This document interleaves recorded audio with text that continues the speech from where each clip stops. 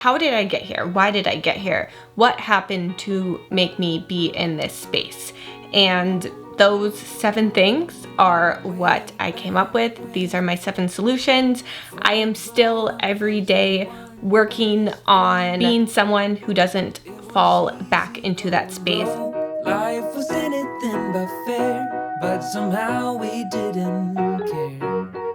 As always, I give a disclaimer. We're going to be talking about mental health and depression. Essentially, this is why I disappeared and where I've been and how to get out of it. I really wanted to just come on camera and instead of just explaining my situation, but I wanted to come with a solution. And so this is steps that have been helping me. The disclaimer is if you are going through depression, if you're going through anything mental health related, if you have thoughts of self-harm, please reach out to a therapist, a psychiatrist, a medical professional, a family member, or a hotline. This video is going to be more of a step 2 after the process of how I got out of my depression, my rut, my hole. The first thing I remember happening are just my routines falling behind. Just kind of life felt a little bit unorganized. It felt like chaos. Without routine, I just constantly felt overstimulated. I always felt like I was forgetting something.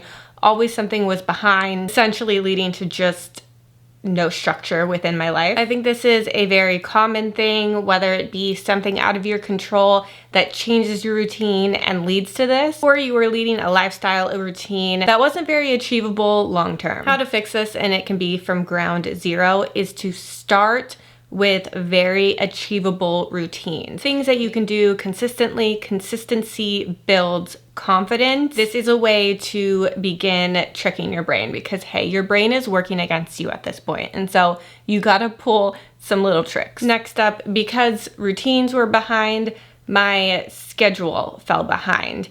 I started being so overstimulated by what I had to do that I just stopped doing my schedule completely. I stopped planning. But it doesn't matter if you're gonna start a schedule on the 1st of the month or the 8th of the month.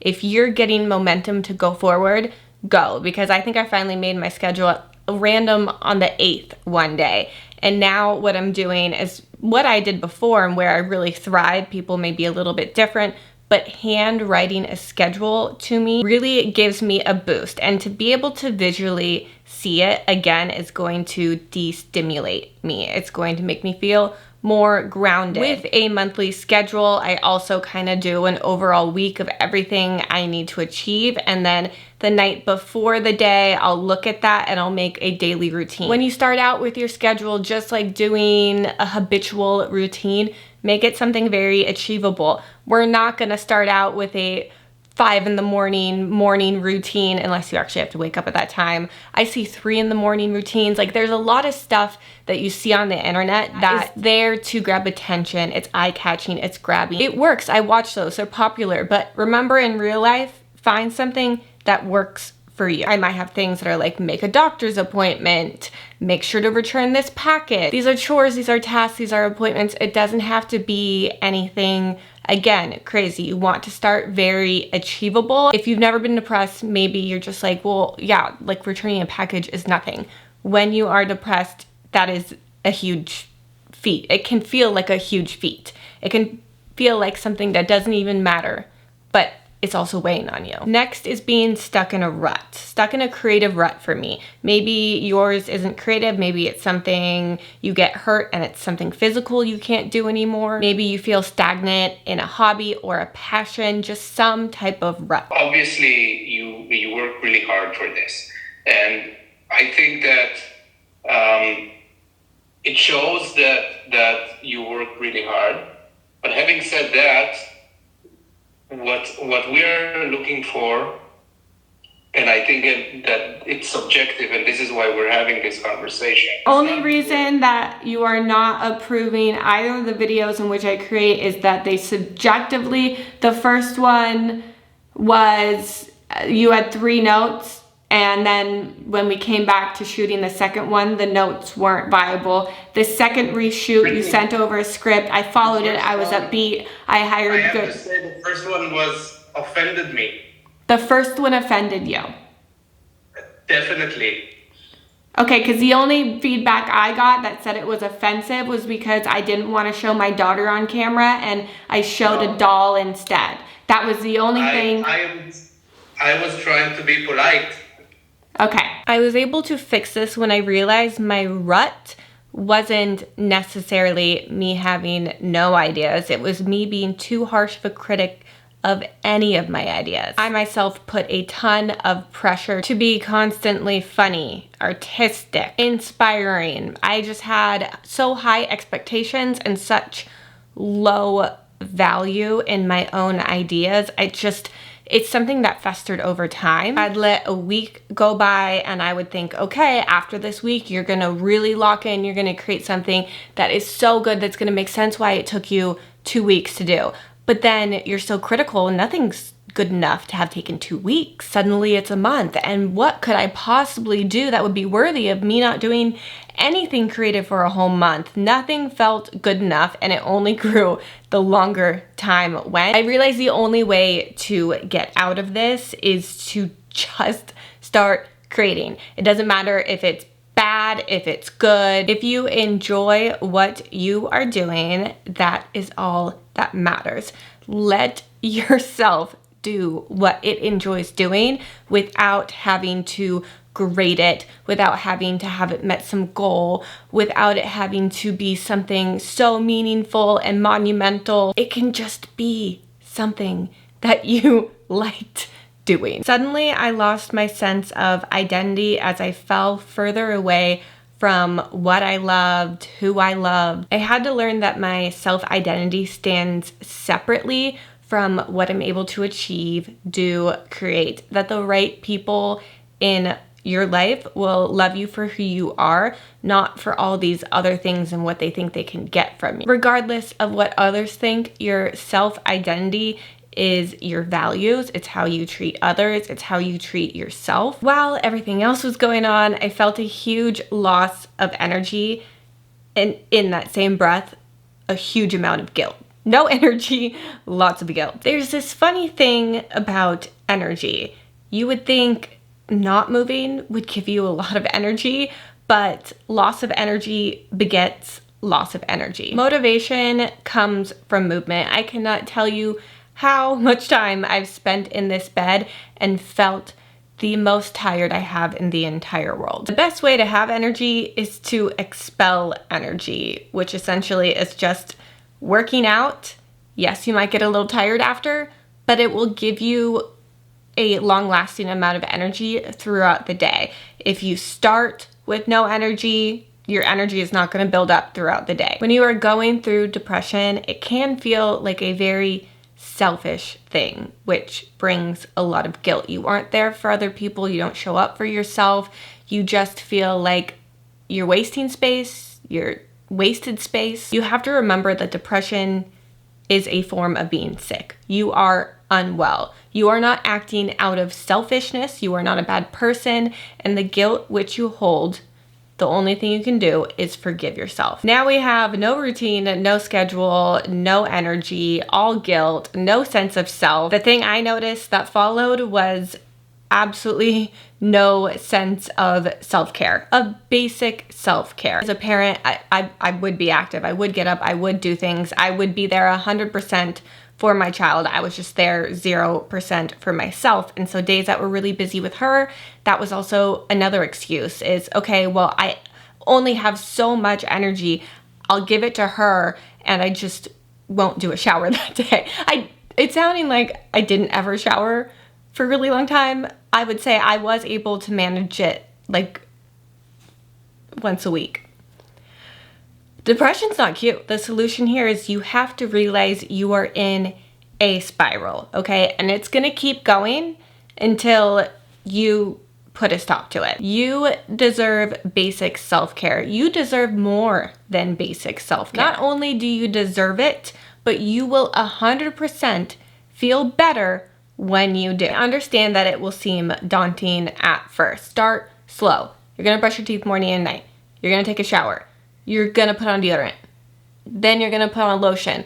just slowly build up until it's, again, second nature. It's a routine. I'll take you through mine every morning. For me, starting my day, basic care also includes putting a little bit of effort and time and energy into my makeup. I'm gonna show you exactly what I do. I'm telling you, it is not a lot of time. This is the KOSAS Dream Beam Sunlit, and it has SPF 40. Anything with SPF is a yes in the morning. Next is gonna be a color corrector for under the eyes. The KOSAS Revealer Extra Bright is so good. I'll swatch these. I have the shade Magic, which is really good when I don't have a self tanner on or for winter. And then the shade Illusion is a little bit more orangey. This is more pinky. Just for fun, I'm gonna do this eye and leave this eye blank so you can really see the difference. Revealer Extra Bright is also a depuffing serum.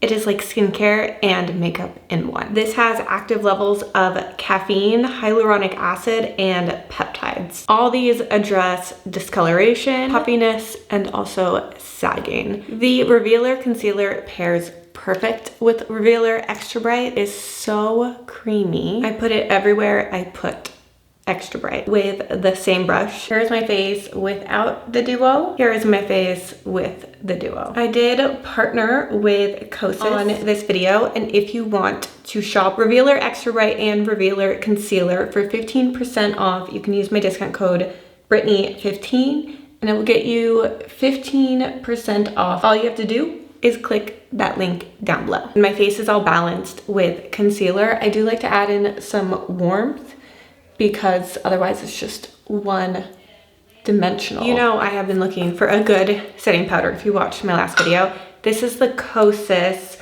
Cloud Set in Rose Ultra. The shade Blissed from KOSAS. It is a baked blush, so it has a really pretty dewy iridescence to it. A little lippy combo because I was not blessed with pigmented lips. Lip liner in shade Epic, a lippy in Baby Rose, lip oil in shade Unhooked. That's it, but honestly, do whatever makeup or no makeup skincare that makes you happy because everyone is different and different things are gonna work for different people. For me, getting ready is a reflection of my mental state, and even if I feel like, why would I get ready that day? Nothing's happening, or I don't even want to, what even matters?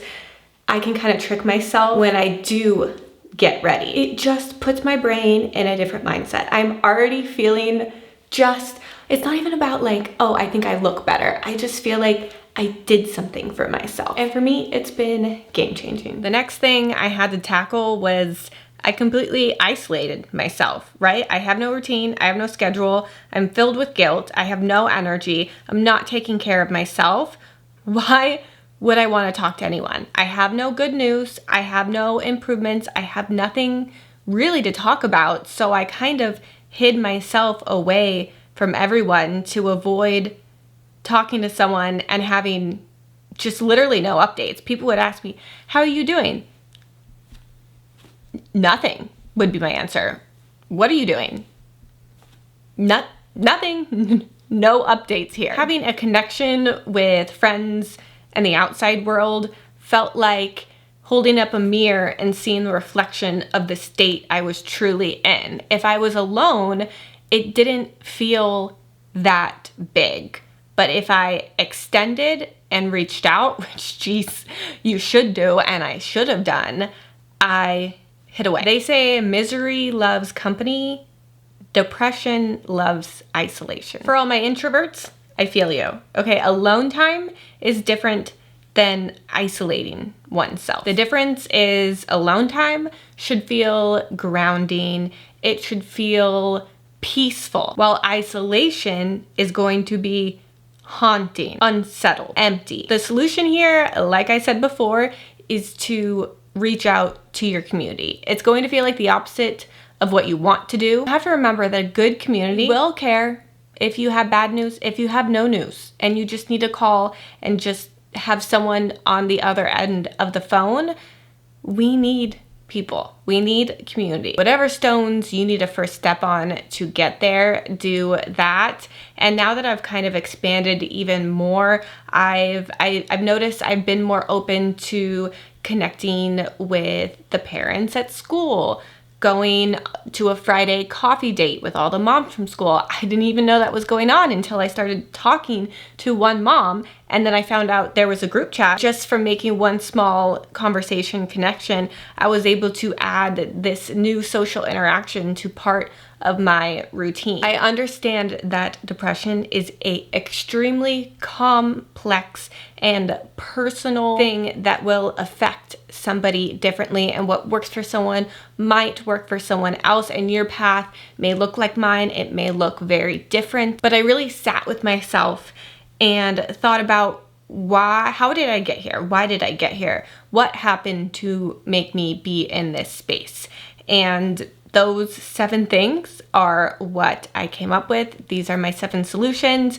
I am still every day working on being someone who doesn't fall back into that space. I really hope that this video helped you. I hope that you found it entertaining, inspiring, something you can share with someone you think is struggling, you know is struggling, someone who you want to be there for. Let me know your stories or your comments, your questions down below. Like this video if you enjoyed it, and I will see you guys next Monday. I love you so much. Thank you for being with me through everything. Bye.